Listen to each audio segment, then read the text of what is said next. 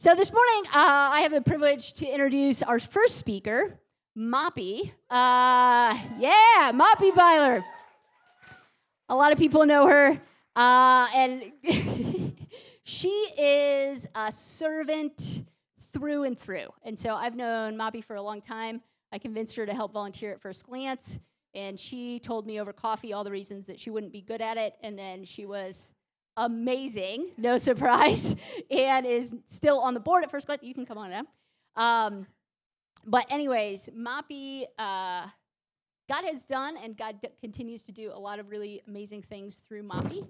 And even the way that God has revealed himself to me through Mapi has been really impressive, and I'll tell you all those stories another day. But I'm really excited for you to hear her and her story and her heart.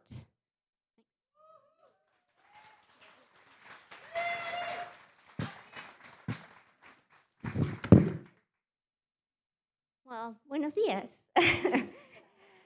I am so honored to be here today with you. Truly, like if you get to know me, I am a lover of deep conversations, big transformations. My favorite thing is to gather at the table with food and people, and because that's the place where we share stories and we get to know each other, right? And Jesus is at the center, and it's great. And so that's what I'm gonna pretend today, that we are all seated at this very long table, and we all have a seat, and we all get to share, and this is what I would share with you today. But before I get to that, I want to tell you something really interesting. A few years ago, I heard God, I sensed God asking me if I could speak at this conference. And I did not want to ask. I was very intimidated, terrified, but he, in his infinite kindness, revealed that the success was in asking, not in speaking.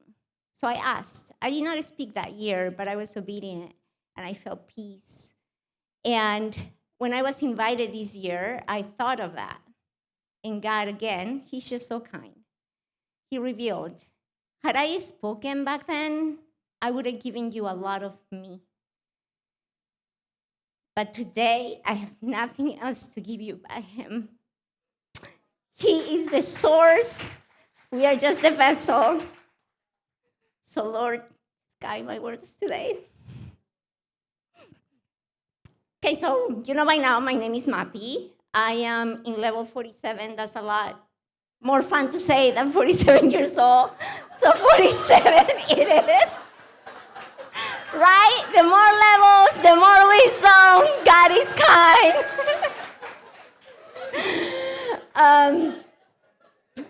I am married to my husband, Chris, who is one of the men at the back. And he's amazing. I have 3 girls. Alexa, she's 17. Camila is 15. Ellie's 13. We are in teenage years. It's a lot of fun. It has its challenges, but it's a lot of fun. They are truly my favorite people in the world. And by now, you probably have not noticed, but I do have an accent. And that's because I was born in Peru. I was raised there. I moved here 24 years ago. I came here to do my MBA. And this country has been so kind to me. I'm forever grateful. Now let me share with you what God has done in my life and how he has provided. Like I said, I was born in Lima. My parents were married but had a very complicated relationship. Ever since I was young, I saw a lot of abuse and domestic violence, a lot of hurtful words exchanged. That was just the norm. When I was 8, because I experienced all of this, I wanted to take my life, but I couldn't. When I was 9, my sister was born, and chaos continued. I quickly understood or got to know that I was a problem. That's what I thought. I was the burden. And then one day, I realized that I was just being manipulated to win arguments. I loved my mom and dad, but this was a reality. And so my dad, in one of those heated arguments, I was being fed some lies and words. And then something happened that I didn't understand. And later I found out that while I was on the phone with him, he had shot himself. He survived, but I thought that my words were what hurt him deeply. God is so kind, he has released me from that, right? I have no power to change the life of an adult. No child has that kind of power. And I don't carry that anymore, but I carried it for a lot of years. You see, my relationship with my dad became strained. I had to grow up really fast. My sister moved to my aunt's house and in another country, so I wasn't raised with her. My mom started dating a man that later became my stepdad. Life still was chaotic. There was still abuse, there was still domestic violence, there was still police intervention, alcohol fights, all in the midst of like birthdays and Christmas and holidays. That was just life. That was just the norm. And again, I just thought I was a burden. And I thought God thought the same. And I wonder if some of you, whether you walked in here believing that lie now, or maybe you have thought it in the past. Throughout all of this, I had a grandma that was a woman of God. She prayed constantly. She was a prayer warrior, or how Noel would call it, a prayer ninja. So, the thing is, I had lost hope. I really thought I was forgotten. But God had more. I just didn't know it yet. I knew my grandma had access to God, so I didn't truly believe that God was for me at the time, but I knew she had access, and I believed in her God. So I quickly thought, you see, I was born in a third world country, and when that happens, you look at the US as the first world country, and you hear about the American dream, and so I thought, oh, that's my way out. And so I would study and get scholarships, and that I could move and leave these circumstances behind. So that's what I did. I became a really good student. I did not have a regular teenage life. I just studied really hard. I got scholarships. I went to college. I participated in a couple of exchange programs in the US, fully funded, and I knew I just wanted to move. And in 2002, big news. I was accepted at the University of Akron. And bad news, I had no money for it. But I had this desire to move, and it was so big. I was like, you know what? I had $2,000 saved. I'm going to move. And so I enrolled. And while I did not trust God at the time, I trusted the God that my grandma worshipped.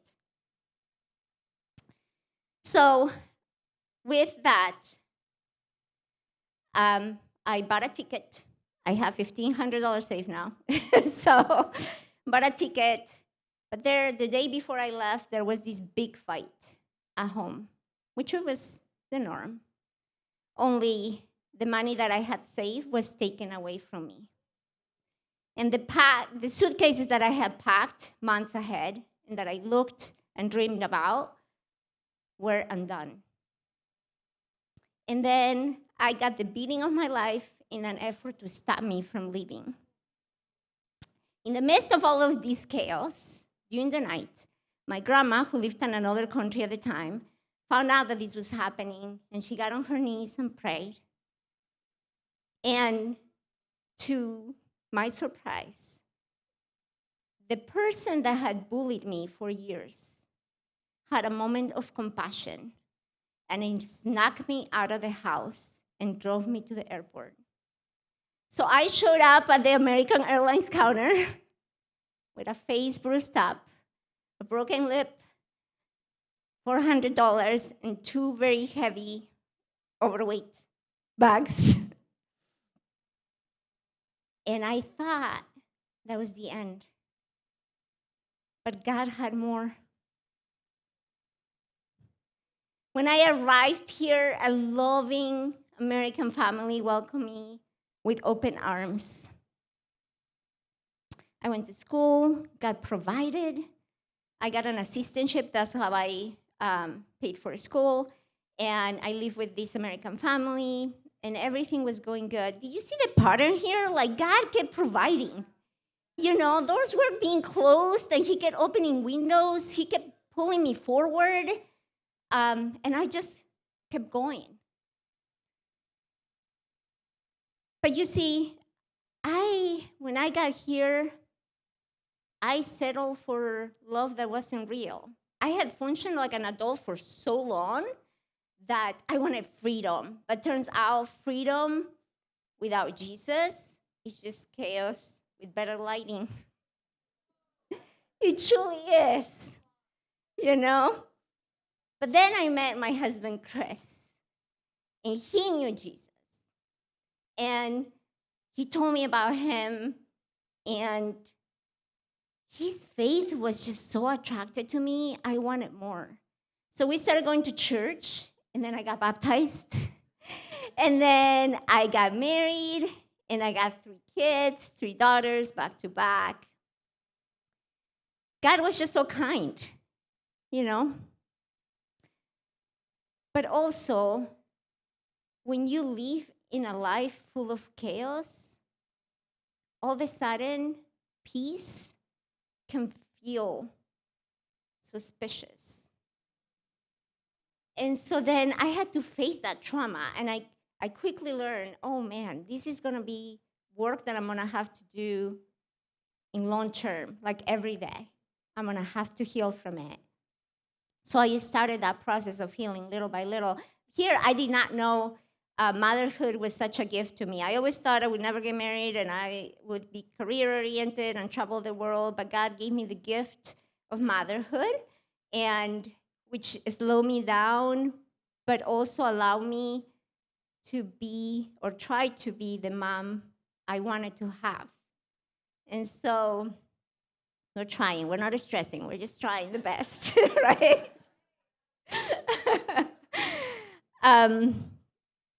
So then we lived in the suburbs. We lived in Uniontown. You know, my spirituality changed. I started loving God more. I started growing spiritually. I went from checking boxes to truly have a relationship with Jesus. I went from just visiting Him on Sundays or in a Bible study to doing life with Him. Jesus became the one I do life with, the one that I talk to every morning and night when things happen, big or small, the ordinary, who I celebrate with, who I complain to, all the things.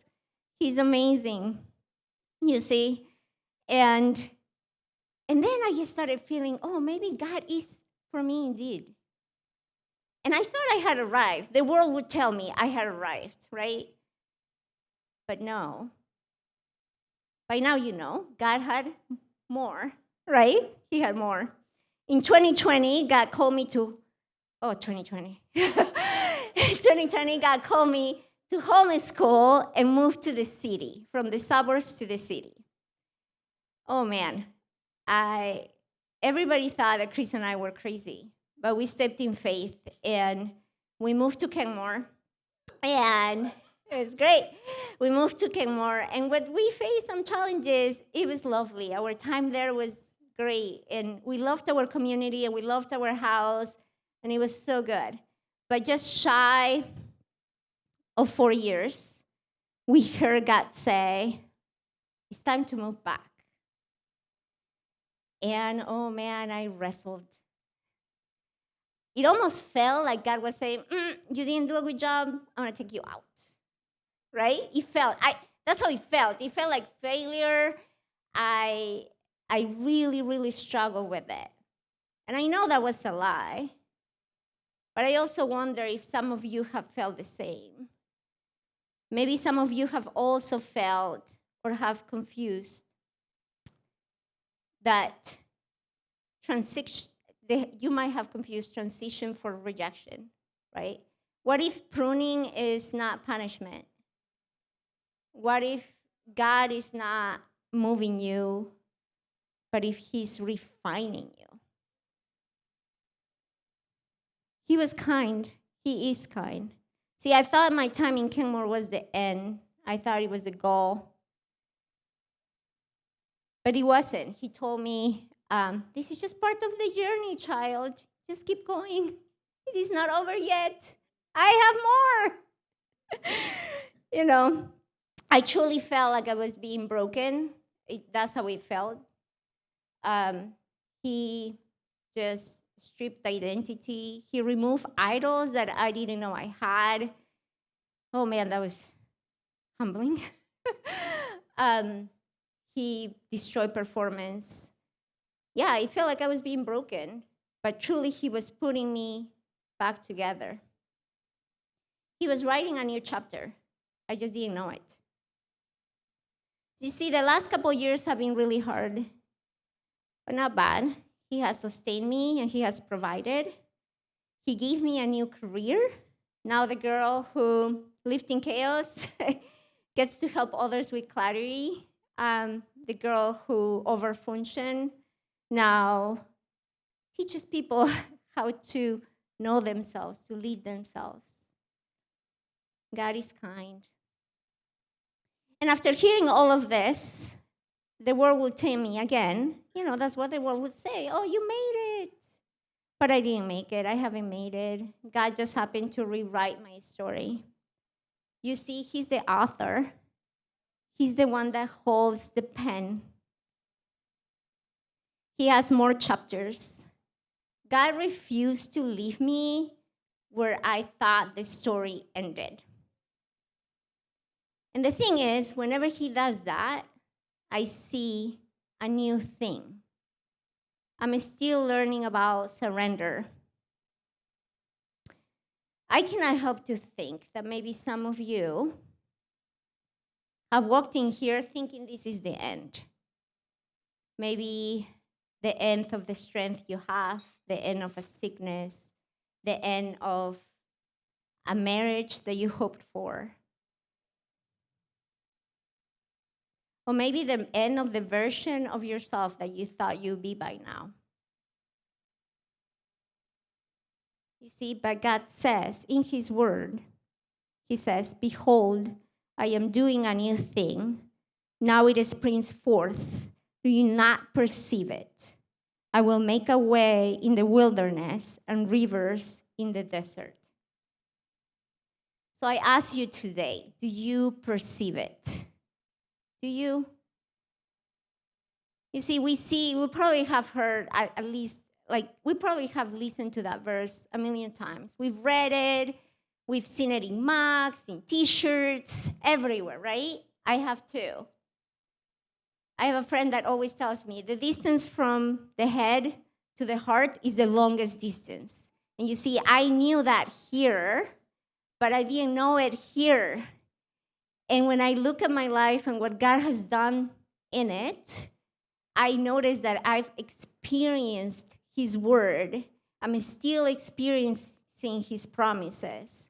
So that's what I pray for you today, is that you get to experience it. I've been learning about surrender.